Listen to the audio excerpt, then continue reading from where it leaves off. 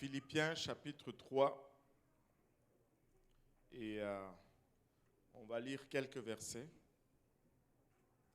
Et puis après, on va parler un peu, on va aller dans le livre de Romains, on va lire quelques versets aussi.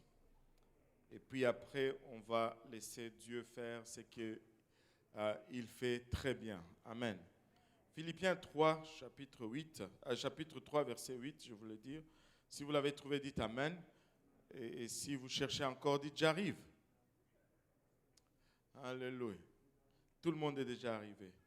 Donc la Bible nous dit ceci. Bien plus, je regarde toute chose comme une perte en comparaison de l'excellence de la connaissance de Jésus-Christ, mon Seigneur, pour qui j'ai perdu toute chose, et je le regarde comme des ordures, afin que je gagne Christ. En fait, moi j'ai la version Osterval, et on va lire à l'écran, comme ça on ne va pas embrouiller les gens, et on va suivre la version Louis II, et verset 8, et même je regarde toute chose comme une perte à cause de l'excellence de la connaissance de Jésus-Christ mon Seigneur, pour lequel j'ai renoncé à tout, et je le regarde comme de la boue, afin de gagner Christ, le verset 9, et d'être trouvé en lui, non avec ma justice, alléluia, non avec ma justice, celle qui vient de la loi, mais avec celle qui s'obtient par la foi en Christ, la justice qui vient de Dieu par la foi. Et verset 10, on va aller jusqu'à 11 comme ça, afin de connaître Christ et la puissance de sa résurrection et la communion de ses souffrances, en devenant conforme à lui dans sa mort, pour parvenir, si je puis, à la résurrection d'entre les morts. Pour parvenir, si je puis, à la résurrection d'entre les morts. Et on peut juste revenir sur le verset 10. Afin que je connaisse Christ, afin de connaître Christ et la puissance de sa résurrection et la communion de ses souffrances, en devenant conforme à lui dans sa mort. Prions tous ensemble. Seigneur, nous te sommes infiniment reconnaissants, Papa, pour tout ce que nous ressentons en ces lieux. Seigneur, merci pour le privilège de ta parole, le privilège de ton esprit. Papa, en ce moment, alors que nous venons pour entendre de ta part, nous réalisons encore une fois combien nous sommes des êtres charnels, des êtres naturels, Papa, et ta parole, Papa, alléluia, qui est esprit et folie pour nous. Nous prions que tu nous aides maintenant, Seigneur. Aide-nous, Papa, à la recevoir, Seigneur, et à la donner sans crainte, ni faveur, ni hésitation, Papa. Qu'elle puisse trouver une place en nous, elle va germer, produire de fruits, et que ce fruit nous conduise jusque dans la vie éternelle. Et c'est avec action de grâce dans le cœur que nous te prions ainsi, dans le nom précieux de Jésus. Nous disons tous au nom de Jésus. Nous disons tous au nom de Jésus. Alléluia. Et vous pouvez vous asseoir. Il y a un dicton qui dit « La vie est injuste ». Qui a déjà pensé que la vie était injuste vis-à-vis de lui? Le frère Jeff, le frère Brunel, la sœur, là, je ne reconnais pas le nom. Qui a déjà pensé que la vie était injuste? Avouez. Nous sommes déjà tous passés par là. Et nous avons dit non, ce n'est pas juste, la vie est injuste. On n'aime pas l'injustice. On n'aime pas quand on est pénalisé. En fait, on n'aime pas souffrir. Et on n'aime pas vraiment payer. Si tout était gratuit, ça serait... les gens diraient que c'est l'idéal. Mais laissez-moi vous dire ceci, rien n'est gratuit sur la terre. Même l'assurance maladie n'est pas gratuite. On nous fait croire que c'est gratuit, mais il y a un prix très élevé qu'on paye pour cela. Et Paul, ici, est en prison. Et s'il y a quelqu'un qui pouvait vraiment se plaindre de l'injustice dans ce monde, c'est bien Paul. Là, il se retrouve en prison. Et ça, sa dernière lettre qu'il va écrire, au fait, à une église, la lettre aux Philippiens. Il va en écrire peut-être à certains dirigeants particuliers, à Timothée par la suite, mais en tant que lettre à une église, ça c'est sa dernière lettre. Et Paul est dans un moment critique de sa vie. Et sa condamnation est presque certaine. Sa mort à venir est presque certaine. Mais qu'est-ce que tu fais, Paul, dans une telle situation? Quelle va être la direction de tes prières dans un tel moment où tu sens que la fin s'approche, tout se resserre autour de toi et tu sais que tu n'as rien fait de mal et que c'est une condamnation injuste qui est prononcée sur toi. Mais en ce temps-là, Paul est en train d'écrire ceci et il est en train de nous montrer au fait le fond de la pensée de son cœur. Il dit que bien plus, je regarde toute chose comme une perte en comparaison de l'excellence de la connaissance de Jésus-Christ, mon Seigneur, pour lequel j'ai renoncé à tout. En fait, Paul est en train de dire, peu importe les jugements que vous portez sur moi, peu importe les conséquences que vous préparez sur ma vie, ça, je ne veux pas laisser cela m'affecter parce que de toutes les façons, j'ai déjà renoncé à tout. Tout ce que vous regardez comme accomplissement, j'y ai renoncé. Tout ce que vous regardez comme acquis, j'ai dit ça ne m'intéresse pas. Je le regarde comme de la boue afin de gagner Christ. Au fait, si nous voulons vraiment gagner Christ, il faut que nous arrivions à cette place où nous devenons à quelque part désintéressés de tout gain quelconque que le monde a à offrir. Il dit enfin de gagner Christ et d'être trouvé en lui, non avec ma justice. Alléluia. Il y a de l'injustice dans le monde. Mais savez-vous pourquoi il y a de l'injustice dans le monde? Parce que nous, dès le départ, nous sommes des êtres injustes. Allô? Et Paul sait qu'en allant vers Dieu, il n'y a pas de justice à moi. Il dit, et d'être trouvé en lui, non avec ma justice, mais celle qui vient de la loi, mais avec celle qui s'obtient par la foi en Christ, la justice qui vient de Dieu par la foi. Ce monde est complètement injuste, mais il y a une seule place où nous pouvons trouver la justice, et c'est auprès de Dieu. Et cette justice ne vient pas de nous. Cette justice, c'est lui qui la rend disponible. Nous ne pouvons pas l'amener lorsque nous allons vers lui. Nous ne pouvons pas la produire, même si nous essayons avec tous les sacrifices. Alléluia, nous devons l'obtenir de lui. Il dit, afin de connaître Christ et la puissance de sa résurrection et la communion de ses souffrances. Il est à la fin de sa vie. Il est à la veille de sa mort, mais il est en train de nous dire quand même, je suis en prison, mais je voudrais avoir une communion avec le Seigneur. Non seulement avec la puissance de la résurrection, non seulement avec la puissance de la délivrance, non seulement avec la puissance de sa provision, non seulement avec la puissance de sa guérison, mais il dit également avec la communion de ses souffrances. Avec la communion de ses souffrances, en devenant conforme à lui dans sa mort, pour parvenir, si je puis, à la résurrection d'entre les morts. Paul, qu'est-ce que tu es en train de nous dire? Qu'est-ce que tu es en train de nous donner comme message ici? Paul est en train de nous dire, oui, le monde est injuste. Et oui, même en moi, il n'y a pas de justice. Si je voulais aller à Dieu aujourd'hui, il n'y aurait pas assez de justice en moi. Mais je peux trouver la justice auprès de lui.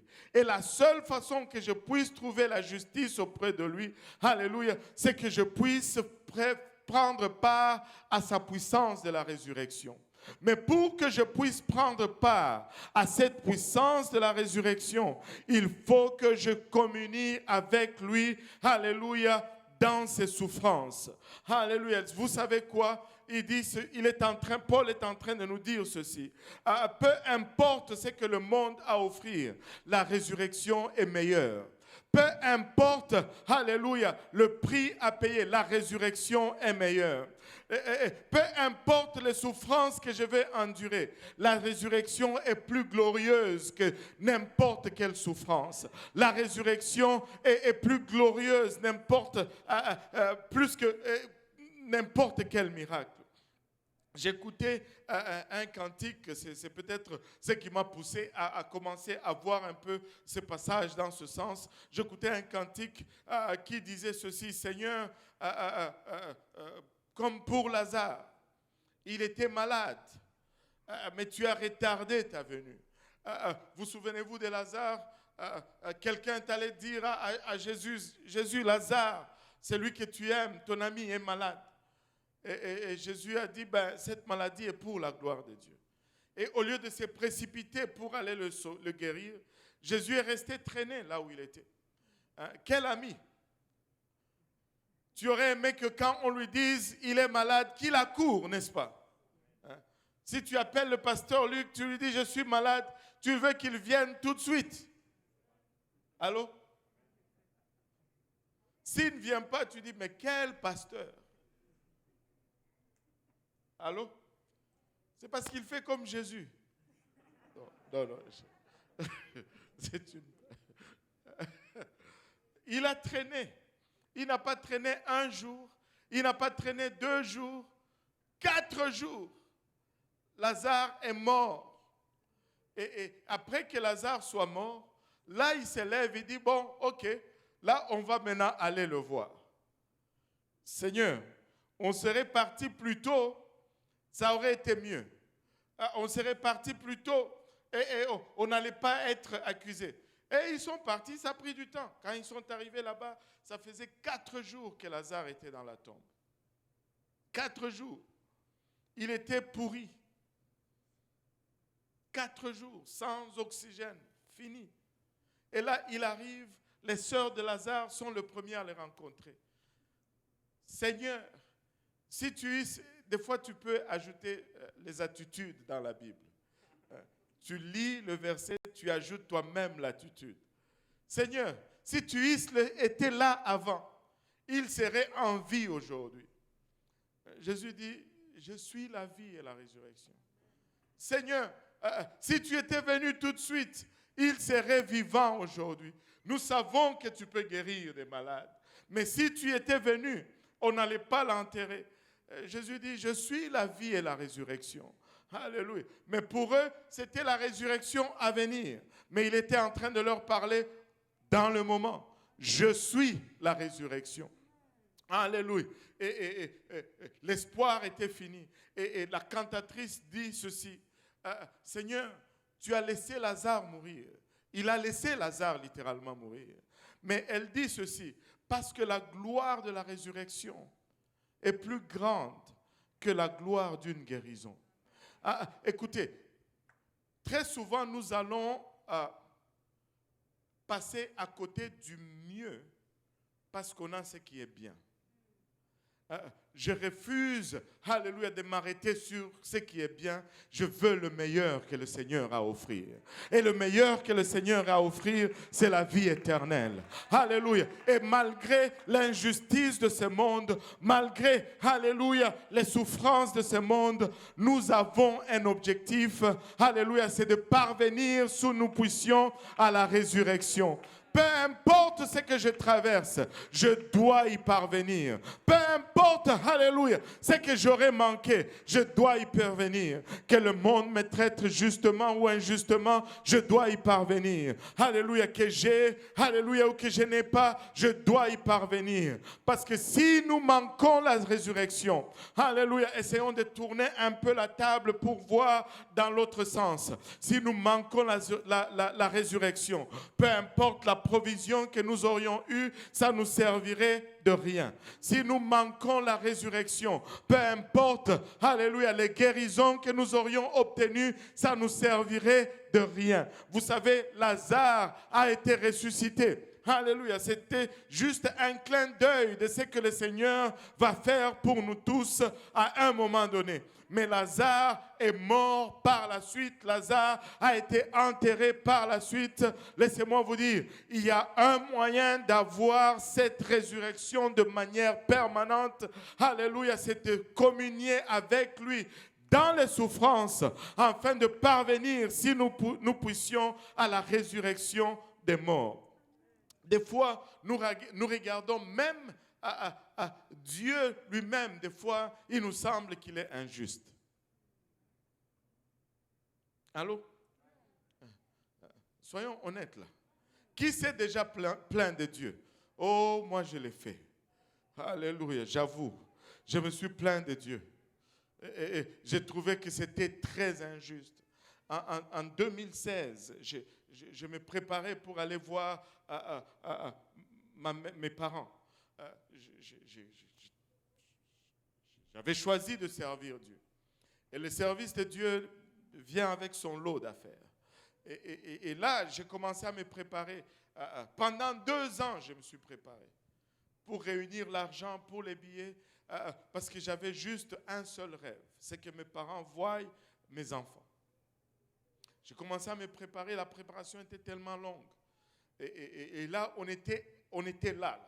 Le mois de juin 2016, on devait partir pour voir les parents. Et tout le monde était content. On était déjà rendu au mois de février.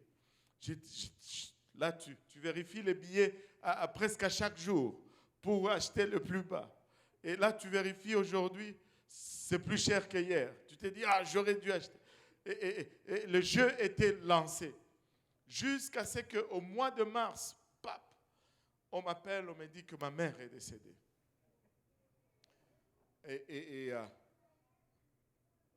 Ce jour-là, je pense je ne sais plus si on avait une veillée, mais j'avais travaillé tard. Je m'étais couché à 4 heures du matin. Et à 9 heures, j'étais encore dans le lit, le téléphone sonne. Il me dit, ta mère est décédée.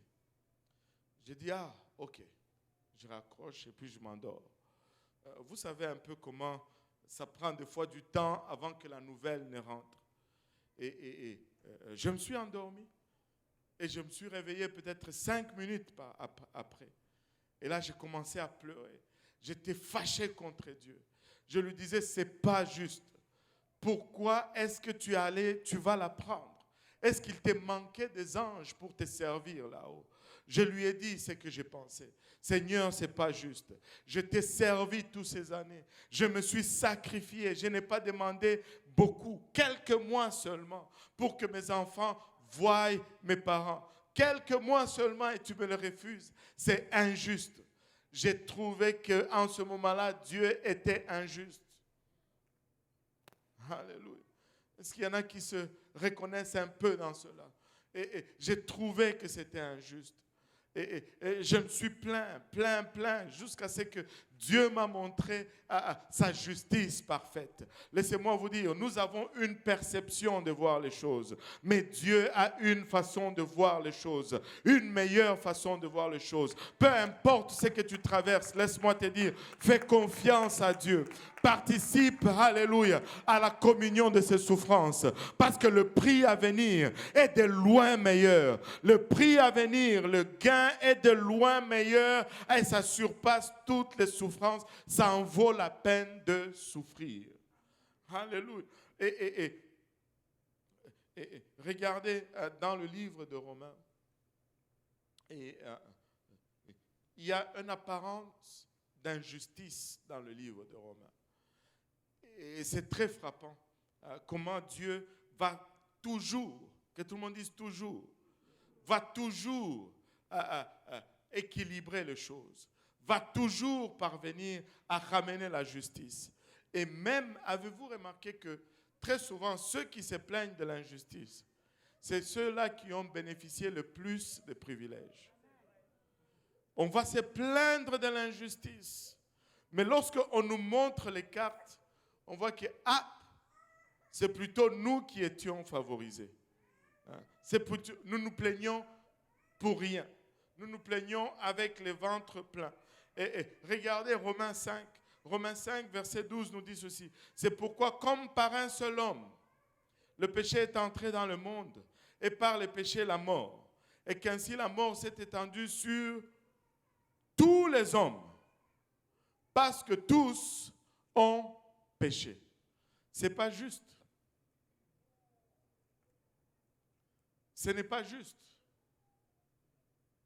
Adam, je ne le connais même pas. Pourquoi est-ce que je devais subir les conséquences de ce qu'il a fait? Et même si moi j'étais là dans le jardin, j'allais faire mieux que lui.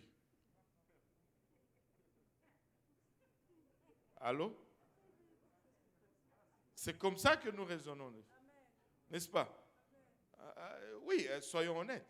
Tu sais, regarde, tu parlais avec Dieu vis-à-vis. Il te dit ne touche pas à l'arbre. Et avec tous les fruits qu'il y avait, qu'est-ce qu'il a pris pour aller prendre justement celui qui ne devait pas? Moi, si j'étais là, ça allait être clair. Non, mais c'est comme ça que...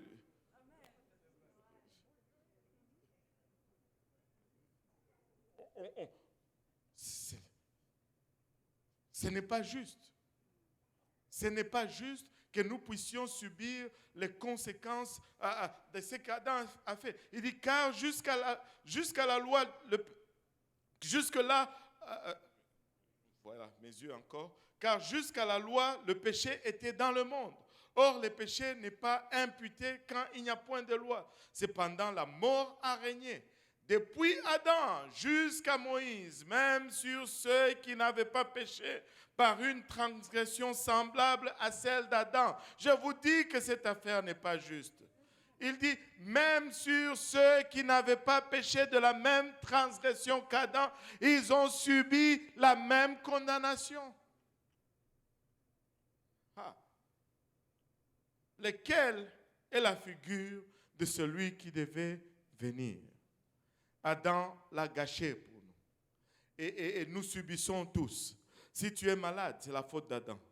Le coronavirus, c'est la faute d'Adam. Et le travail, c'est la faute d'Adam. L'hiver, c'est la faute d'Adam. Les crimes, c'est la faute d'Adam. C'est lui qui a lancé tout ceci. Et nous sommes venus avec toute notre bonne volonté. Mais nous subissons l'injustice. Nous subissons l'injustice. Mais, le verset 15 nous dit mais, que tout le monde dise mais. Alléluia. Il y a des mais qui sont positifs. Amen. Quand tu transites du négatif, et quand tu marches dans le négatif et qu'il y a un mais, alléluia, tu commences à te réjouir. Parce que ça te fait transiter vers le positif. Mais quand c'était positif et qu'on te dit mais, alléluia. Non, il y avait de l'injustice, mais nous avons été condamnés par ce que nous n'avions pas fait. Mais Adam a fait rentrer la mort et tout le mal dans le monde. Mais, alléluia. Mais il n'en est pas du don gratuit comme de l'offense. Laissez-moi vous dire, Dieu sait comment équilibrer les balances. Il dit, car si par l'offense d'un seul, il en est beaucoup qui sont morts, à plus forte raison, la grâce de Dieu et le don, alléluia, de la grâce venant d'un seul homme, que tout le monde dise, un seul homme, Jésus-Christ, ont-ils été abondamment répandus sur beaucoup. Dieu sait comment, alléluia, rééquilibrer les choses. Un seul a péché, tous ont été condamnés, mais alléluia, un seul a obéi, tous ont été justifiés. Tous ont été justifiés. Oui, il y a de l'injustice, mais Dieu sait comment corriger. Oui, alléluia, nous passons à travers des choses, mais Dieu sait comment ramener la balance. Alléluia, regardez ceci. C'est tellement excitant. Alléluia.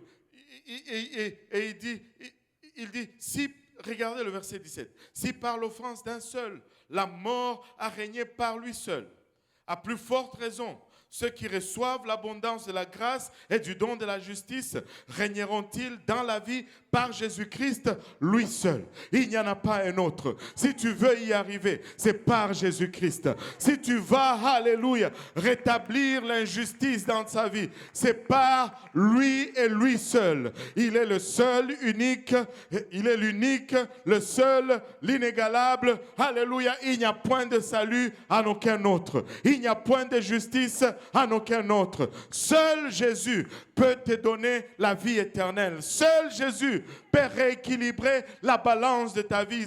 Seul Jésus peut, alléluia, restaurer la justice dans ta vie. Il dit, Christ, lui seul. Et ainsi donc, alléluia.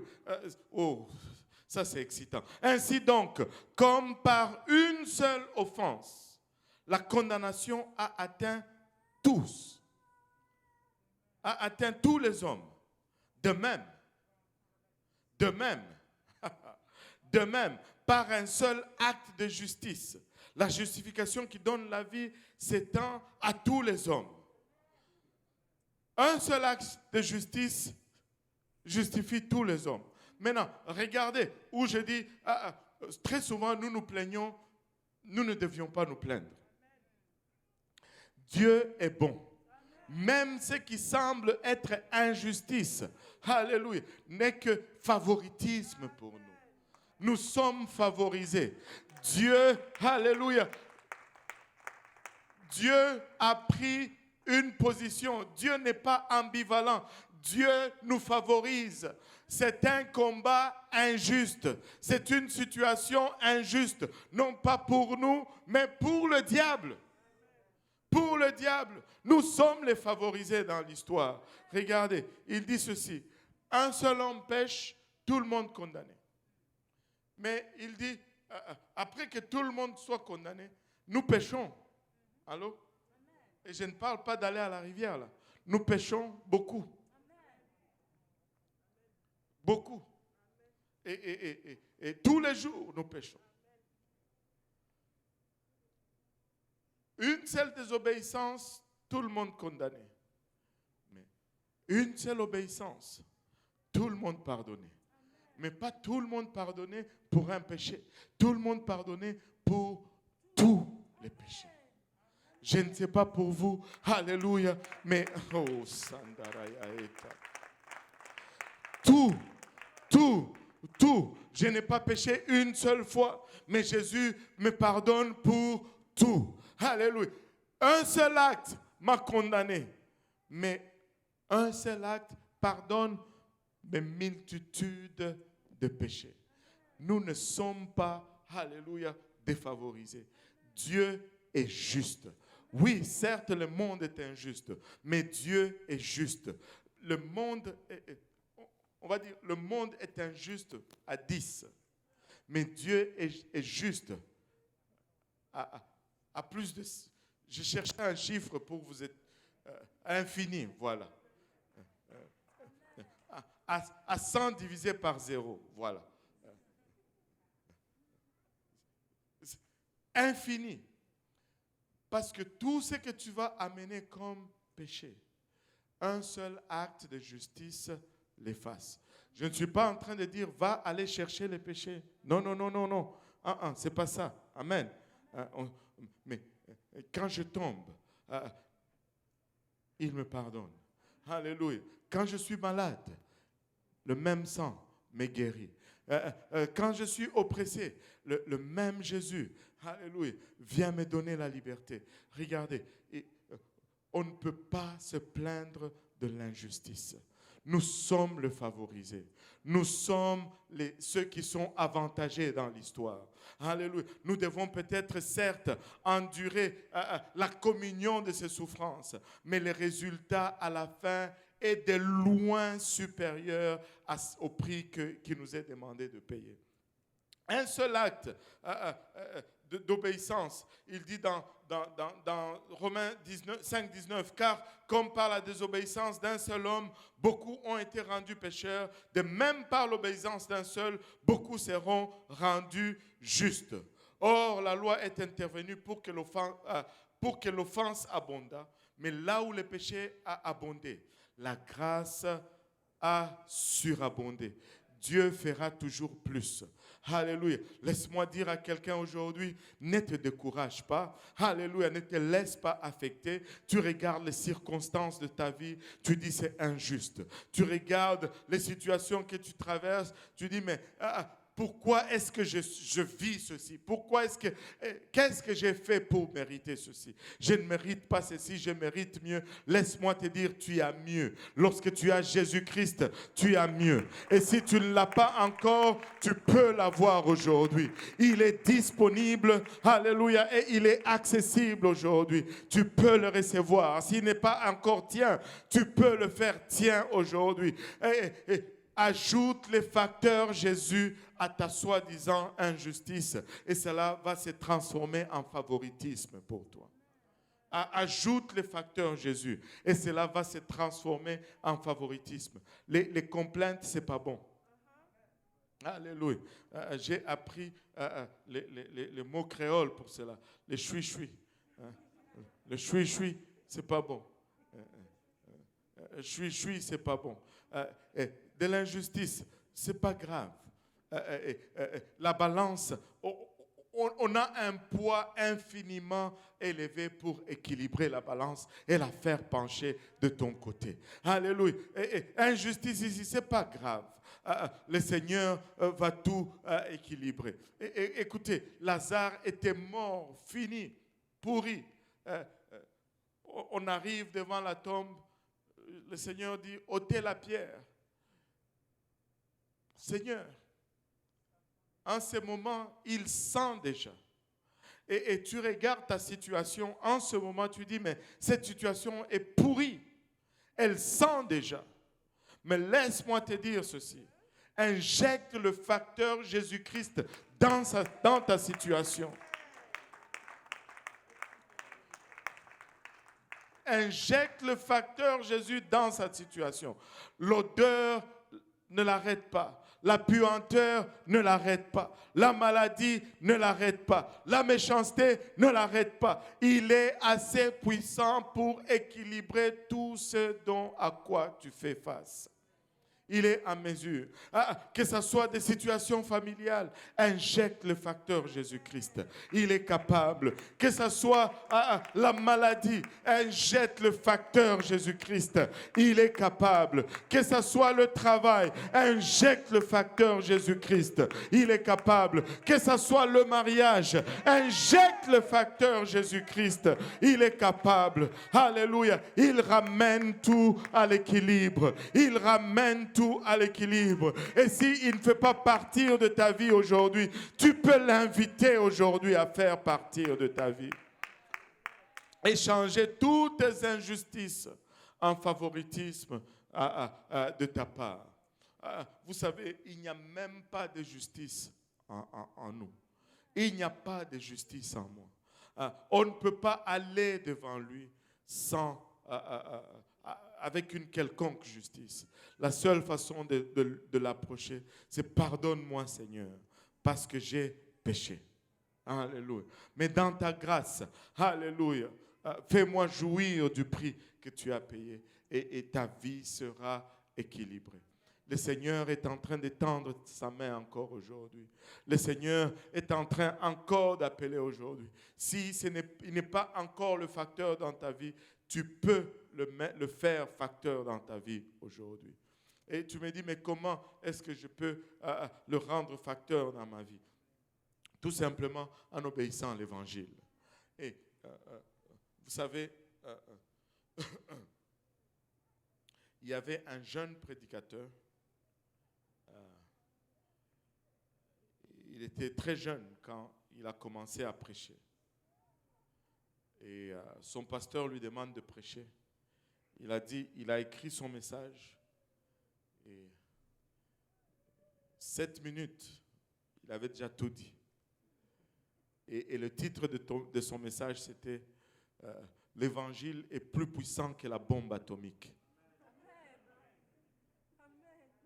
Et laissez-moi vous dire qu'il avait raison.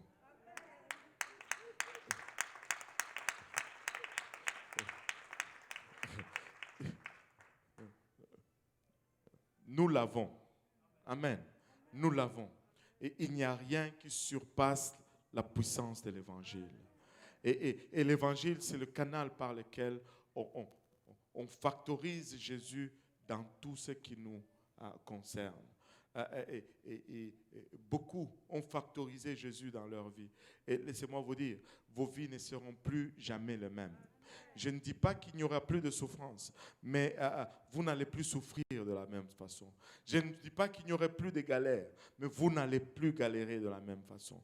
Je ne dis pas qu'il n'y aura plus de manquement, mais vous n'allez plus manquer de la même façon. Parce qu'il y aura toujours un but à votre manquement. Il y aura toujours un objectif à votre souffrance. Il y aura toujours un but. Lorsque tu as le facteur Jésus, ça change tout. Ça équilibre tout.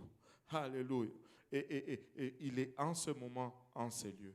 Et il veut être le facteur dans la vie de quelqu'un. Et là, tu me regardes, tu me dis, mais c'est quoi l'évangile? Comment est-ce que je factorise cet évangile en moi?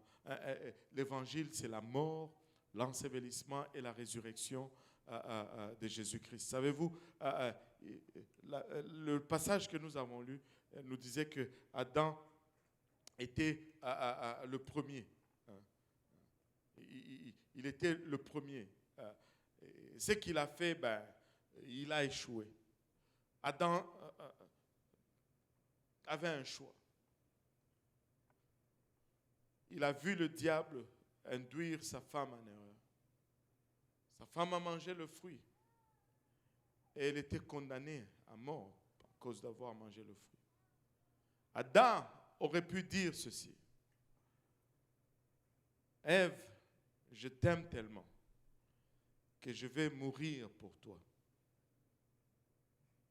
Mais au lieu de mourir pour elle, il a voulu mourir avec elle. C'est une chose que de mourir avec quelqu'un, mais ce n'est pas le plus grand amour. Si ton mari veut mourir avec toi, il ne t'aime pas vraiment. Dis-lui de mourir pour toi. Alléluia.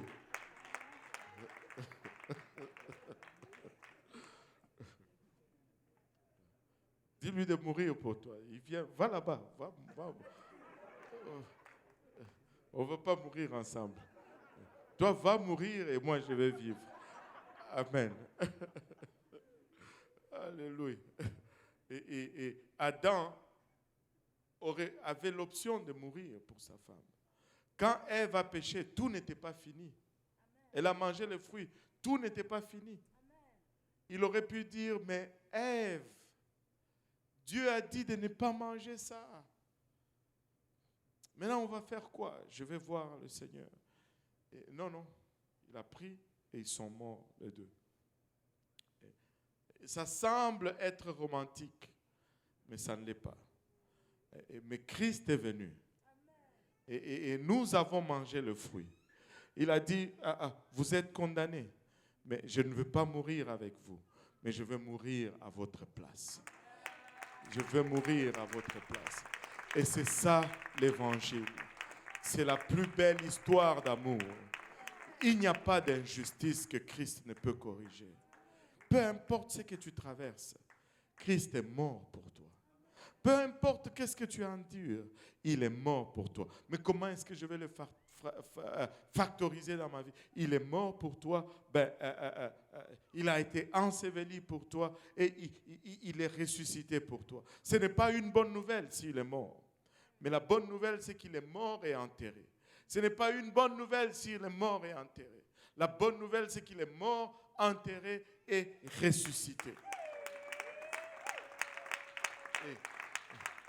J'ai lu ce dicton il y a 3 semaines maintenant, mais ça ne me quitte pas. Il y a plus de 4800 religions dans le monde. Je ne me rappelle plus, 4500 ou 4800 religions. Mais une seule tombe a été laissée vide. Écoute, je pense que l'indice est très clair. Il est le chemin.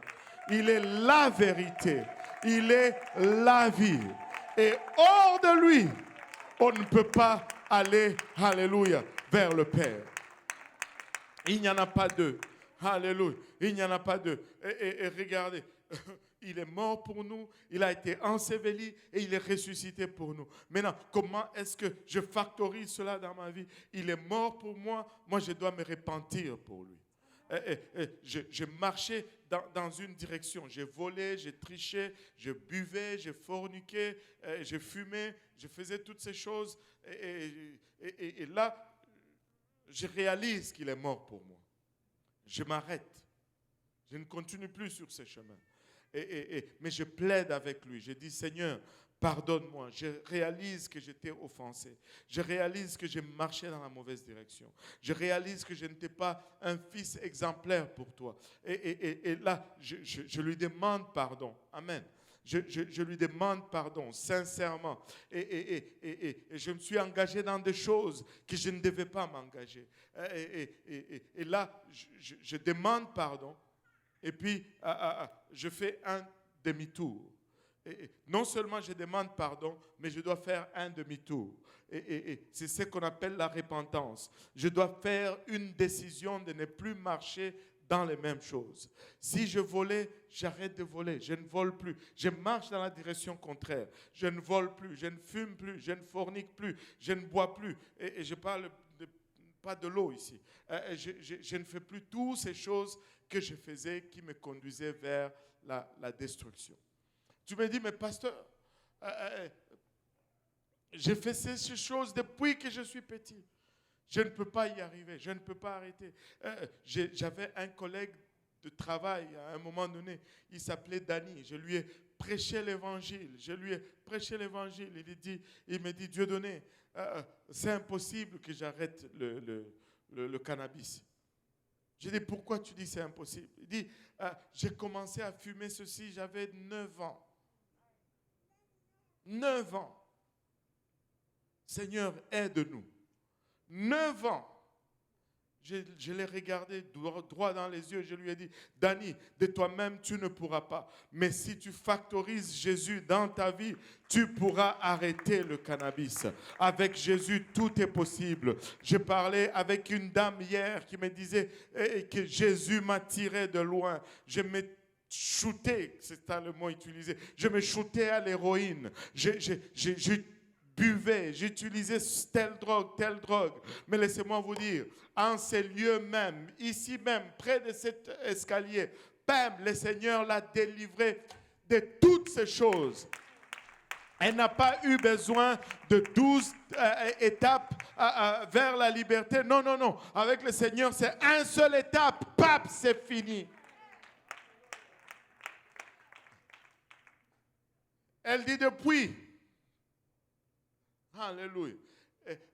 Elle te dit qu'il n'y a pas de joie comme la joie que je ressens du Seigneur. Factorise Jésus-Christ. Et les gens vont répondre à l'injustice de façon différente. Et ça ne va être que destruction. Mais la seule façon d'y répondre, c'est de factoriser Jésus dans nos vies. Alléluia. Et on était à la repentance. Là, je marche dans une direction opposée. Et là, c'est ça la repentance. Un demi-tour, je change de direction. Et après la repentance, je dois me faire baptiser au nom de Jésus-Christ pour le pardon de mes péchés. C'est pourquoi nous avons une piscine ici. Nous n'avons pas un petit bol, nous avons une piscine. Parce que le mot baptême vient du grec baptizo, qui veut dire tremper ou plonger ou immerger. Tu dois être complètement enseveli dans les eaux et le nom de Jésus-Christ doit être invoqué sur toi. Alléluia. Et pas le titre Père, Fils et Saint-Esprit, mais plutôt le nom de Jésus. Mais pasteur, j'ai été trempé, immergé au nom du Père et du Fils et du Saint-Esprit. Non, tu dois être trempé au nom de Jésus-Christ. Mais vous savez, c'est le nom qui enlève le péché. Acte 10, 43 nous dit que tous les prophètes rendent de lui ce témoignage que quiconque croit en lui reçoit par son nom le pardon des péchés. Donc ceux qui enlèvent le nom du baptême, ils enlèvent L'élément même qui pardonne le péché. Et là, ça devient juste un bain. Tu rentres un pécheur sec, tu sors un pécheur mouillé. Jésus, c'est le nom qui enlève le péché. Jésus, c'est le savon littéralement. Sans le nom de Jésus, c'est comme si tu mets les vêtements dans la laveuse et tu oublies de mettre le savon. Ça tourne, ça tourne, ça tourne et puis ça sort, c'est encore sale. Mais quand tu mets le nom, alléluia, ça sort plus propre, ça sort lavé de toute tache. Écoutez, nous pouvons nous passer de beaucoup de choses, que Bishop Bernard disait, nous pouvons nous passer de beaucoup de choses, mais nous ne pouvons pas nous passer du nom de Jésus. Nous pouvons nous passer de plusieurs choses, mais nous ne pouvons pas nous passer du nom de Jésus. Je dois être baptisé au nom de Jésus pour le pardon de mes péchés. Et là, regardons un peu le temps. J'ai un petit peu de temps. Regardez ceci. Matthieu 28, 19. Et les gens vont nous donner Matthieu 28, 19. Mais pasteur, toi tu nous montres toujours Acte 2, 38. Mais qu'en est-il de Matthieu 28, 19 qui nous dit, allez, faites de toutes les nations les disciples, les baptisant au nom du Père, du Fils et du Saint-Esprit. C'est écrit. Hein? Qu'est-ce que tu vas dire de cela maintenant? Mais c'est très simple. C'est très simple. La parole de Dieu n'est pas source à confusion du tout. Allô? Et la première des choses que tu vas réaliser, c'est que ici c'est un commandement. Personne n'est baptisé là. Il n'y a personne qui est trempé dans l'eau dans Acte 28, 19. Dans Matthieu 28, 19, voilà. Au moins il y en a un qui suit. Ça c'est l'excuse. Matthieu 28, 19. Il n'y a personne qui est baptisé là. Mais c'est un commandement qui est donné. Maintenant, il dit, allez, faites de toutes les nations les disciples, les baptisant au nom. Avez-vous remarqué qu'au nom, c'est au singulier? Moi, je les ai fait toutes les langues déjà. Mais pas toutes, mais la plupart. J'ai regardé en Swahili, c'était au singulier. J'ai regardé en Lingala, c'était au singulier. En créole, c'était au singulier. En anglais, c'est au singulier. Ce n'est pas une erreur de traduction. Au nom singulier. Et quand tu poses la question, combien de noms y a-t-il dans ce passage? Les gens vont toujours te dire 3. Non, c'est faux. Et quand tu dis c'est faux, ils vont te dire, il y a un seul nom. Même ça, c'est faux. Il n'y a pas un seul nom dans ce passage. Il n'y a pas de nom dans le passage. Allô? Il n'y a pas de nom dans ce passage. Je peux vous le prouver. Monsieur, c'est quoi votre nom? Il me dit Joël. Et pourtant, il est papa. Il me dit Joël, pourtant, il est époux. Sa dulcinée est juste à côté de lui. Là. Quel beau, des tourtereaux. Hein? Alléluia. Il ne me dit pas époux. Il ne me dit pas fils. Et pourtant, il a des parents. Ils sont en Côte d'Ivoire. Alléluia. J'ai soupçonné qu'il avait des parents. Alléluia. Il est fils, il est père, il est époux, mais il ne m'a pas dit tout cela. Il m'a dit, mon nom c'est Joël. Et qu'est-ce que le Seigneur est en train de dire ici? Il est en train de dire, allez baptiser au nom du Père. Qu'est-ce que cela veut dire? Cela veut dire, va chercher le nom du Père. Va chercher le nom du Fils. Va chercher le nom du Saint-Esprit. Mais tous ces trois-là, ils ont un seul nom. Allô? Il n'y a qu'un seul nom pour eux. Et tu vas baptiser dans ce nom-là. Et tu dis, mais, prédicateur, tu étires un peu la Bible là. Où est-ce que tu es allé chercher tout cela? Laissez-moi vous dire ceci. Je suis allé chercher ça dans la Bible.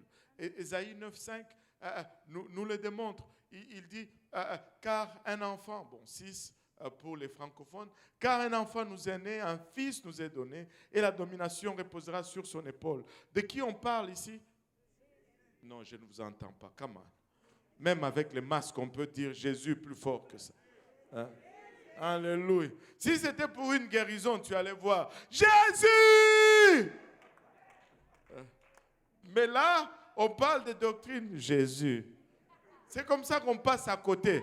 Hey, Jésus! Haramaya kotaraya eta. Alléluia. Jésus, il n'y a pas un nom comme celui-là. Il dit, on est sûr que c'est de Jésus qu'on parle. On l'appellera admirable. Qui est admirable? Jésus. On l'appellera conseiller. Qui est conseiller? Jésus. On l'appellera Dieu puissant. Qui est Dieu puissant? Jésus. On l'appellera Père éternel. Qui est Père éternel? Jésus. Alléluia. Prince de la paix. Qui est prince de la paix? Alléluia. Ce fils qui nous est né s'appelle Jésus. Le Père qu'il est s'appelle Jésus. Le conseiller ou Saint-Esprit qu'il est s'appelle aussi Jésus. Parce qu'il est un seul, une seule entité. Alléluia. Et il peut avoir 3 titres, 6 titres. Alléluia. Mais il est le seul et l'unique vrai Dieu. Dieu est esprit et ceux qui l'adorent, l'adoreront en esprit et en vérité. Alléluia. Et la vérité, c'est qu'il est un et un seul. Comme nous avons vu à la dédicace, c'est important que ces enfants sachent qu'il est un et un seul. Et voilà pourquoi c'est important. Parce que ça affecte même ton éternité. Ça affecte ton salut. Ça affecte ta résurrection.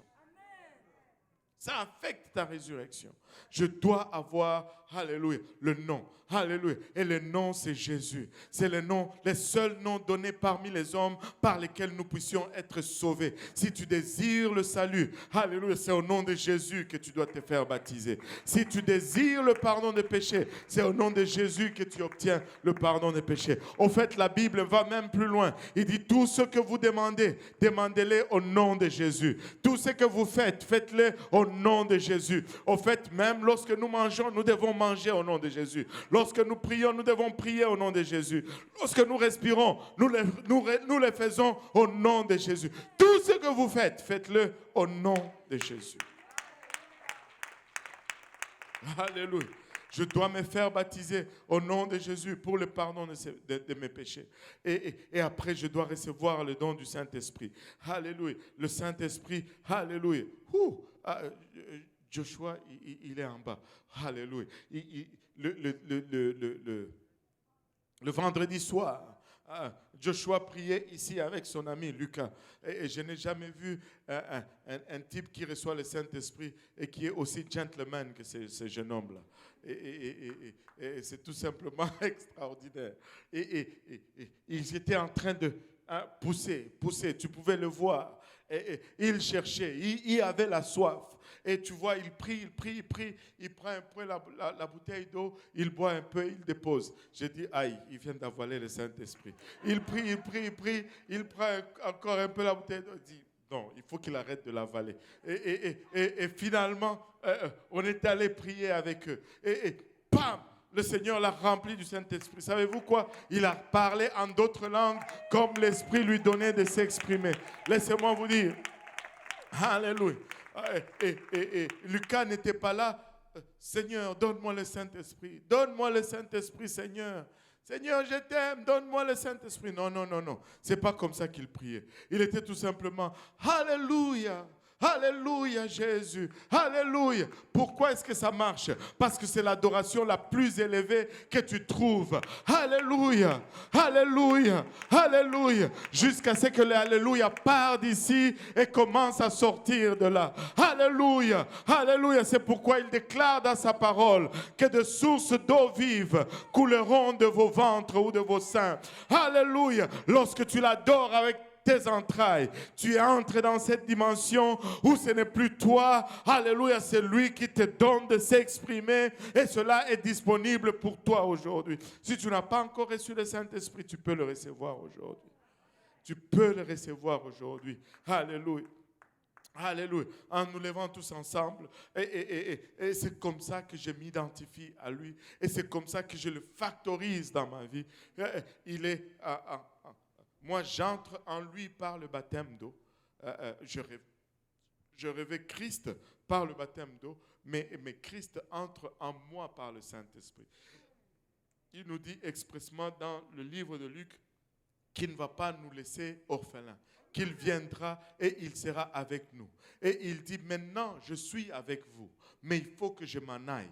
Parce que les disciples le voyaient à côté d'eux. Et ils se disaient, wow, à chaque fois qu'il s'est éloigné, on était dans les troubles. À chaque fois que Jésus était là, c'était correct. Mais quand il n'était plus là, c'était des problèmes. Vous souvenez-vous, la tempête et toutes ces choses. Et là, Jésus leur dit, je vais partir. Ils disent, non, non, non, tu ne pars pas, tu restes avec nous. Et là, Jésus leur dit, non, non, attendez, laissez-moi aller. Ça va être mieux pour vous. Parce que maintenant, je suis avec vous. Mais si je pars, je vais revenir, je serai en vous. Et je serai en vous. Alléluia. Écoute, de mon expérience, du temps que le biscuit est dans ta main, quelqu'un peut te l'arracher. Mais une fois que tu l'as avalé, le cas est réglé. C'est en toi. Je veux pas seulement Jésus avec moi, mais je veux Jésus en moi.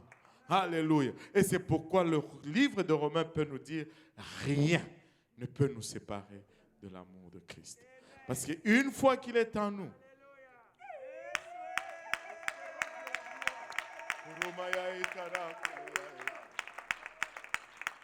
alléluia. Jésus est en train d'appeler quelqu'un. Il est en train de solliciter quelqu'un. Il est en train d'étendre sa main. Alléluia. Tu n'as pas besoin de rester plus longtemps dans les mêmes troubles tout seul. Tu n'as pas besoin de faire face à cette soi-disant injustice tout seul. Factorise-le. Factorise-le dans ta vie. Invite-le dans ta vie aujourd'hui. Alléluia. Nous allons prendre le temps de venir à l'avant. Les hommes à ma gauche, les